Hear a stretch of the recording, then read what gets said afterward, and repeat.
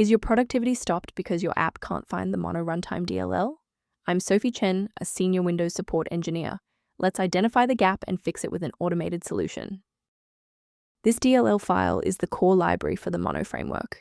It is used by game engines like Unity to compile and execute C-HOD scripts, acting as a cross-platform runtime for managed code in thousands of modern gaming titles. Now that the background is clear, let's walk through the actual installation steps. This issue indicates a structural problem within the local Unity engine installation. Reinstall the latest version of Unity engine from the official site to restore the Mono Runtime DLL safely, and ensure all registry links are updated. If the installer was unable to bridge the gap, we will move to phase 2 of our diagnostic to refresh the system's memory. Performing a restart can determine if the error is just a transient environment glitch. A reboot refreshes your system's path variables and can sometimes re-establish a broken link to the Mono Runtime file. Bookmark this video or click the like button now so that you have a shortcut back to this guide after your PC finishes restarting.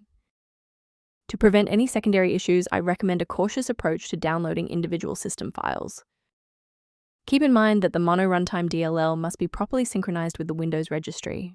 Simply dragging and dropping a file rarely addresses the root cause of the initialization failure. To reduce technical overhead while maintaining high security, here is a professional method for managing system-level file health. If background clutter or library inconsistencies persist, the official diagnostic tool below provides informational support for the Mono Runtime. Liking this video tells us which technical fixes, like this one for Unity Engine, are most helpful to you. Subscribe now to build your own library of verified support resources.